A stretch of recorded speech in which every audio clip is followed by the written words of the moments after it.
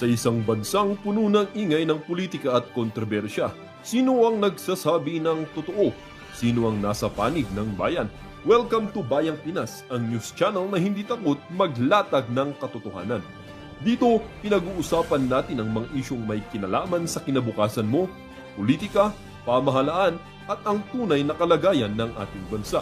Hindi kami bayad, hindi kami bulag. Sa Bayang Pinas, ang boses ng mamamayan ang tunay na headline.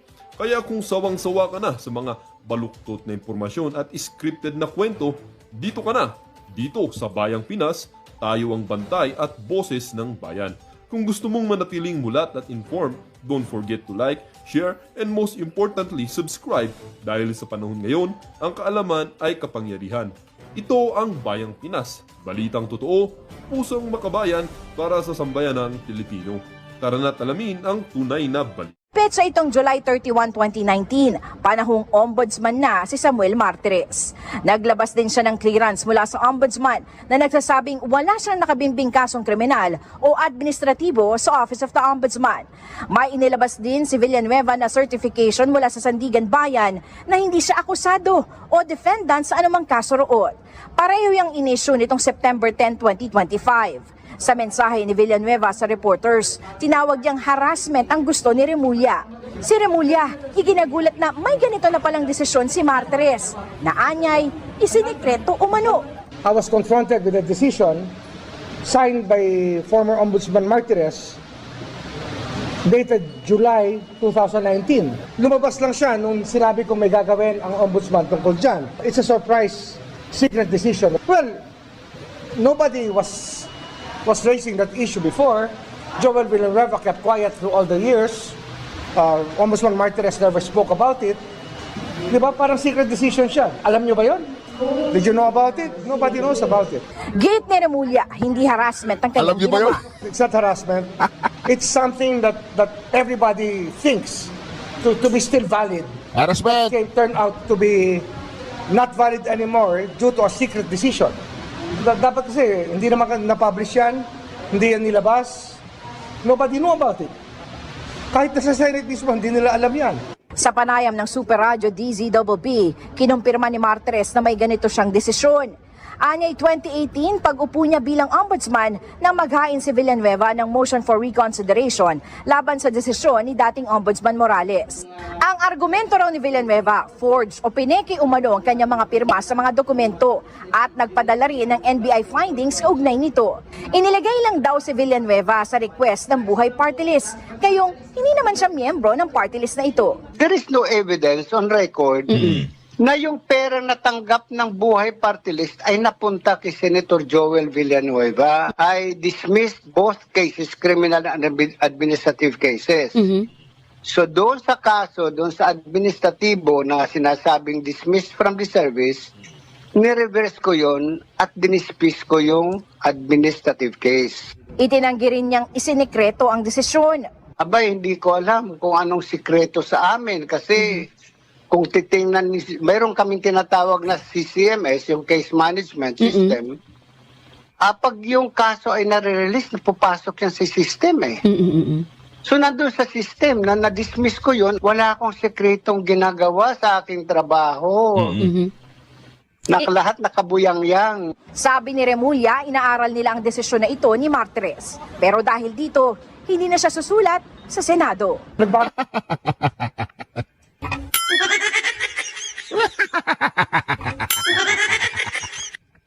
Alam mo, di ba mga kareaksyon, halatang halata, gusto na nila naman kalkalin yan at gagawin book. Sinabi nga ni Martires, pinorge yung pirma ni Villanueva. Kaya nga, wala siyang kinalaman doon sa pera. O, di ba, buhay party list yata yun eh. Ito naman si Remulla, hanap ng butas para maidiin itong si Villanueva. Ano bang meron kay Villanueva? Bakit ayaw niyong tantanan si Villanueva? Ano po ba mga reaksyon? Bakit ayaw niyong tantanan si Villanueva? Di ba? Secret decision. Well, nobody was raising that issue before. Joel Villanueva kept quiet through all the years. Ombudsman Martires never spoke about it. Di ba parang secret decision siya? Alam niyo ba yon? Did you know about it? Nobody knows about it. Alam niyo Ayon ba? kay Remulla, hindi Alam niyo? harassment ang kanyang ginawa. Alam niyo? It's not harassment. It's something that everybody thinks to be still valid, that can turn out to be not valid anymore due to a secret decision. Dapat kasi, hindi naman na-publish yan, hindi yan nilabas. Nobody know about it. Kahit na sa Senate mismo, hindi nila alam yan. Sa panayam ng Super Radio DZBB, kinumpirma ni Martires na may ganito siyang desisyon. Anyay 2018, pag-upo niya bilang ombudsman nang maghain si Villanueva ng motion for reconsideration laban sa desisyon ni dating ombudsman Morales. Ang argumento raw ni Villanueva, forged o pineki umano ang kanyang mga pirma sa mga dokumento at nagpadala rin ng NBI findings kaugnay nito. Inilagay lang daw si Villanueva sa request ng Buhay Party List, kayong hindi naman siya miyembro ng party list na ito. There is no evidence on record na yung pera na tanggap ng Buhay Party List ay napunta kay Senator Joel Villanueva. I dismissed both cases, criminal and administrative cases. So doon sa kaso, doon sa administratibo na sinasabing dismissed from the service, ni-reverse ko yon at dinispis ko yung administrative case. Itinanggi rin niyang isinikreto ang desisyon. Abay, hindi ko alam kung anong sikreto sa amin kasi kung titingnan, mayroon kaming tinatawag na CCMS, yung Case Management System. Pag yung kaso ay nare-release, napupasok yan sa system eh. So nandun sa system, na na-dismiss ko yun, wala akong sekretong ginagawa sa aking trabaho. Lahat nakabuyang-yang. Sabi ni Remulla, inaaral nila ang desisyon na ito ni Martires. Pero dahil dito, hindi na siya susulat sa Senado. Nagbago na yung premises natin. I think that it's something that raising more questions than answers. Diba? Lalo na dito, sir, sa opisina. Lalo na sa opisina ito. Para sa GMA Integrated News, Salima Lafra, nakatutok, 24 oras. Nako mga kareaksyon na sinasabi natin dyan eh. Kapag nabulilyaso at lumitaw na lahat ng mga ginagawa nila ay pawang mga panggigipit lamang, wala eh. Tapos pinagikilaman nyo pa si brother Joel Villanueva, di ba? Huwag yung pakialaman si Brother Joel.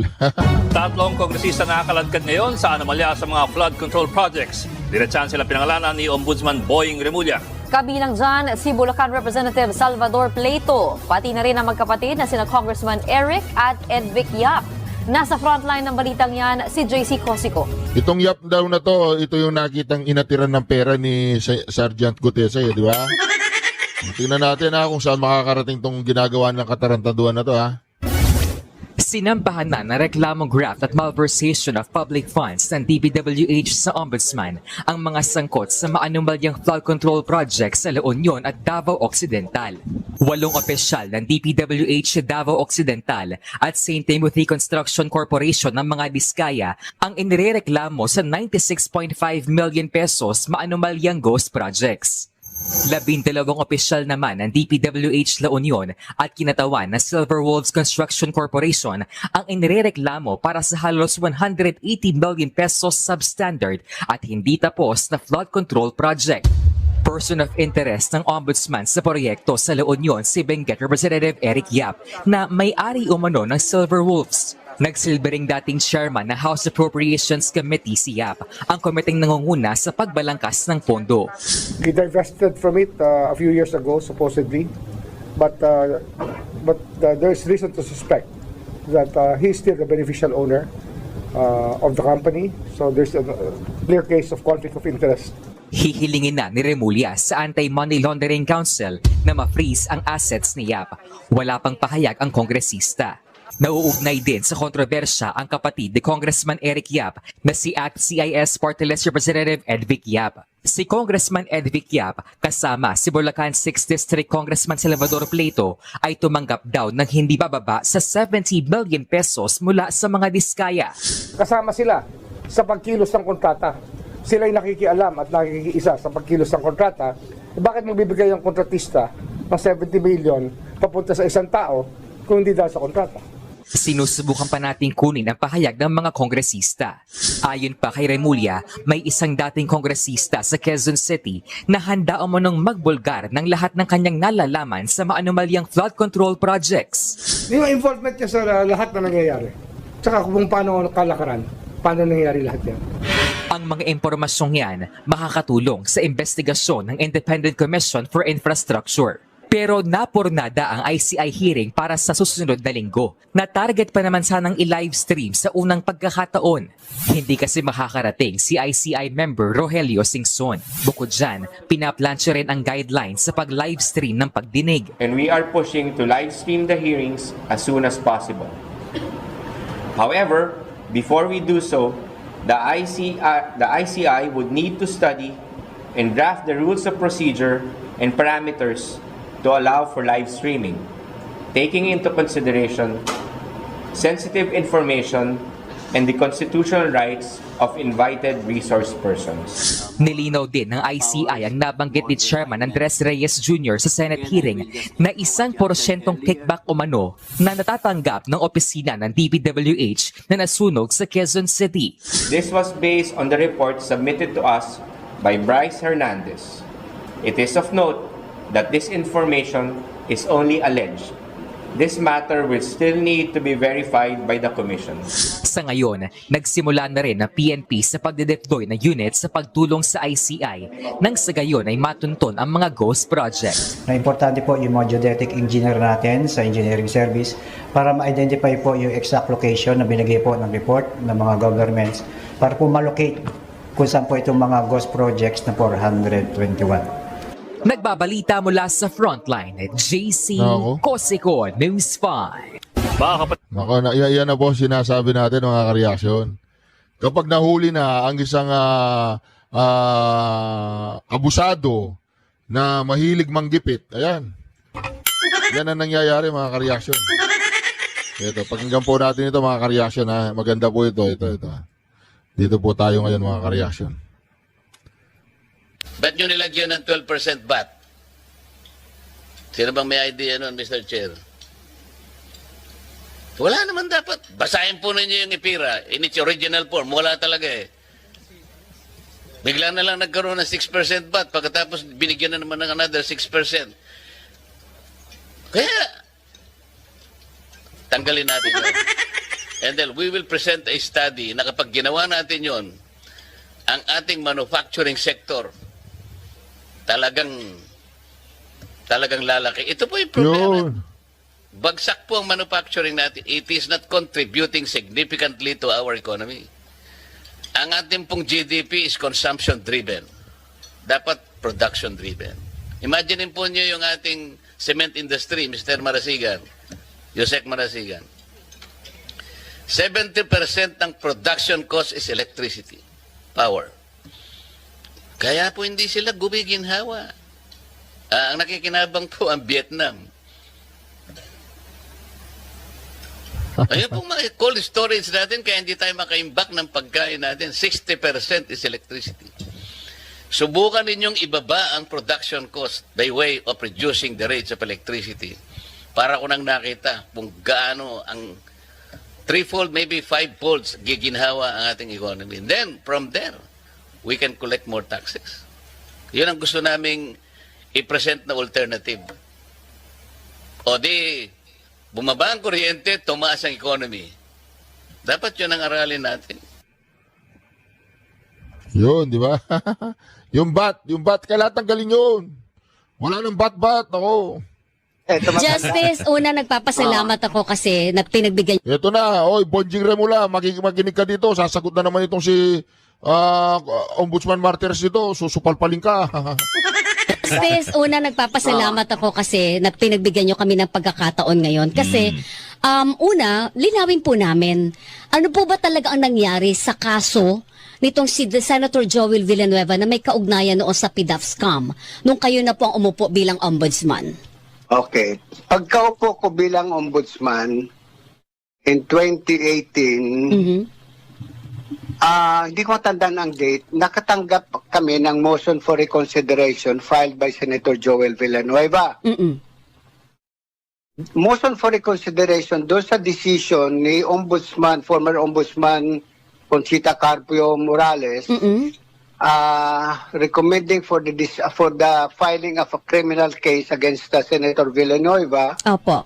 And sa administrative case, dismissing him from the service. Opo. Okay. Sa MR, pinaliwanag ni Joel, lahat doon, ni Senator Joel, na hindi naman sa representative ng Buhay Party List. Siya ay representative ng SIBAC Party List. Ang Buhay Party List, ang representative noon, o yung party list na yon, ang ano noon ay para kay Brother Mike Velarde. Okay. Pero hindi doon nagtapos. Ang NBI, mayroong report na binigay sa amin o naka-attach doon sa motion for reconsideration ni Senator Villanueva that the signatures ni Senator Villanueva doon sa request ng Buhay Party List is not his usual signature. It's different from his usual signature. Meaning fake yung signature? Na forged. Fake. Yan sinasabi, forged yung signature. Okay. Now, since we are the one saying that the signature is tunay, we have to prove it, di ba? The other one is saying, hindi ko signature yan. So, sino ang paniniwalaan namin? NBI o yung aming mga mata? Samantalang ang NBI, alam ko yan, na pag tinitingnan ng isang signature, gumagamit pa yan ng mga microscope. Yan, mayroon pa silang mga parang sinuzoom yung signature para makita yung mga loop. Opo. So, dinismiss ko yung kaso. I dismissed both cases, criminal and administrative cases. So, doon sa kaso, doon sa administratibo na sinasabing dismissed from the service, nireverse ko yon at dinismiss ko yung administrative case.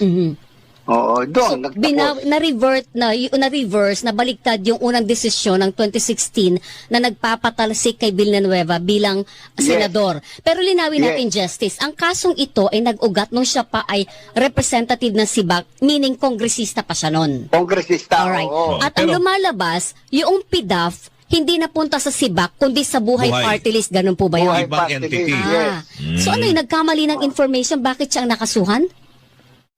Kasi ang ginamit na pangalan doon sa request ng Buhay Party List, ipangalan ni Senator Joel Villanueva, nung siya ay congressman pa. Opo. Tapos using for signature. Finorge yung signature at there is no evidence on record na yung pera na tanggap ng Buhay Party List ay napunta kay Senator Joel Villanueva. Alam mo kasi madaling magbintang na mayroon kang PDAF, binigyan ka ng project, na yung pera yun napunta sa'yo. Di ba? Ang hirap patunayan noon. Unless there is really proof, mayroong matitrace mo sa bangko, may paper trail, yun ang mga madaling patunayan yun. Pero kung wala, edi, ba't natin ipipilit yung ating maling pananaw sa buhay? So, doon na natapos yun, Justice. Pero ang sabi ngayon, may bagong statement kasi si Ombudsman Jesus Crispin Remulla para daw pong mysterious, secret yung pagkakadismiss noong o pagkaka-reverse noong dismissal order laban kay Villanueva at yung dismissal ng kanyang kaso. Abay, hindi ko alam kung anong sikreto sa amin kasi kung titingnan, mayroon kaming tinatawag na CCMS, yung Case Management System. Pag yung kaso ay nare-release, napupasok yan sa system eh. So, nandun sa system, na na-dismiss ko yun, ang date is July 2019. Opo. Ayan naman ay ibinigay sa, kung may complainant sa complainant, binigay kay Senator Joel, siguro may kopya nun si Senador Villanueva. So, hindi ko alam bakit sasabihin na ay sikreto kong ginawa. Wala akong sikretong ginagawa sa aking trabaho. Lahat nakabuyang-yang. Opo, hindi naman ibig sabihin yon, Ombudsman, na lahat to ng desisyon kailangan nyo ilathala, kailangan nyo i-announce sa publiko. Kaya baka yun ang sinasabi na, or depende kung makuha ng media. Oo, or depende. Alam mo, Weng, alam nyo naman ang hirap kung hagilapin para ma-interview, di ba?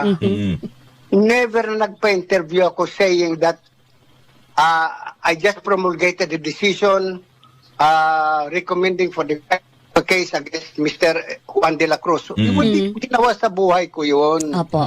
Hindi Pag pinakikiusapan ako ng aming media bureau, sabi ko, do not glorify me at the expense of the respondents because I am not sure whether the respondents are really guilty. Because on our end, our determination is only to determine whether there is probable cause for purposes of filing an information in court. Pero sa husgado, ang kailangan mo is a higher degree of probable cause, hindi probable cause. Proof beyond reasonable doubt. Yes. O paano hindi namin naabot yung proof beyond reasonable doubt? Di acquitted. Bakit ako magpipiesta ngayon? Pagpipiestahan ko isang tao na ito si Juan de la Cruz ay may kasalanan, nagnakaw. Nagmalverse ng pera. At this point, Justice, itong ganitong klase ng kaso na na-dismiss na ng Office of the Ombudsman, na-reverse yung dismissal order, tapos na ito, hindi na ito pwedeng buhayin pa. Kasi hindi naman ito umakyat sa Sandigan Bayan, hindi siya na-arraign, so walang double jeopardy kung sakali. But, pwede pa ba siyang buhayin ulit? Aywan ko kasi wala akong alam na motion for reconsideration from my denial of the MR, from my granting of the MR, noong 2019, wala na ako alam na final pa na MR. Ngayon, pero open for MR pa yun at that time, di ba? Ilang 19 to 25, ilang taon na yun, di ba? Tapos na ba may prescripted period? Hindi ko alam kasi kung kailan nangyari ito, kasi 2016 ito final, di ba? Yes, opo. Kung 2016 final ito, hindi ko alam kung nag-prescribe na yung offense. Oo.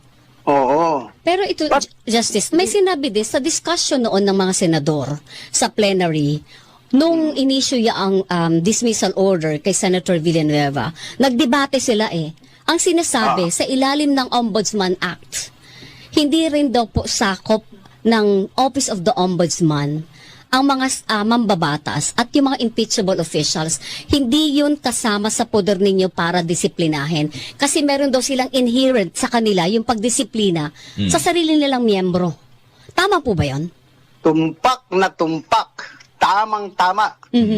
Kasi nakalagay yan sa Constitution yung mga impeachable officers. Opo. Wala kaming karapatan magdesisyon sa administratibo na kaso ng isang congressman o senador. Wala. Only on the criminal aspect of the case. So wala kaming karapatan magsabi na ito ay guilty of gross misconduct. Wala. Wala kaming jurisdiction sa kanila sa administrative cases. Only in criminal cases. Ombudsman. Malinaw na sa akin yun. Ako gusto kong balikan lang, Ombudsman. Yung pong nakita nyo ho, kasi may nagpresenta, NBI, nakita na yung signature ay forged. Yun bang ebidensya na yun, o impormasyon na yun, nung panahon nyo lang naipresenta o panahon pa nung napalitan nyo si Ombudsman Conchita Carpio Morales. Naipresenta na rin ho ba yung pagiging peke ang kanyang signature? Hindi ko masyadong maalaala, pero parang ang tingin ko, yung depensa ng Buhay Party List at SIBAC ay ni-raise na yata yon na hindi naman siya Buhay Party List. Pero on the fourth signature, hindi ko maalaala kung yan ay ni-raise doon sa original preliminary investigation. Hindi ko maalala Tagal na ng panahon yun Oo, kasi tinatanong ko yun kasi baka lang yun ang nakita yung basis, wala doon sa una-una. Kaya binaliktad nyo. Hindi pala to na pero but just the same, doon sa aspeto ng hindi nga sakop ng ombudsman, dapat hindi na na-issue yung dismissal order. Ganun ba yun, Justice?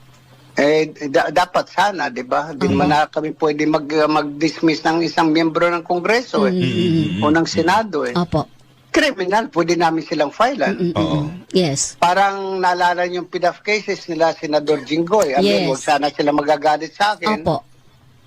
Criminal case lang final. Wala namang final na administrative case na dinismiss sila from the service. Wala Alright. Oo.